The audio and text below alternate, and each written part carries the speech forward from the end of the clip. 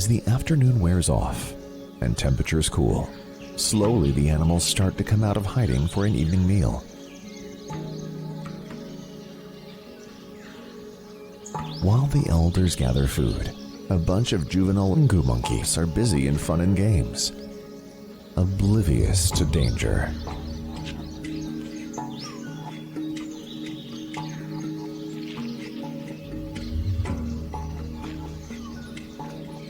For evening is also time for Spoddy to make a move.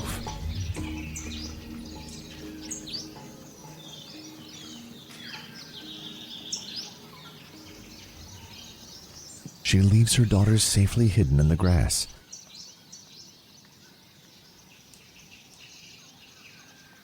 As the hours pass, the cubs get restless, full of energy and curiosity.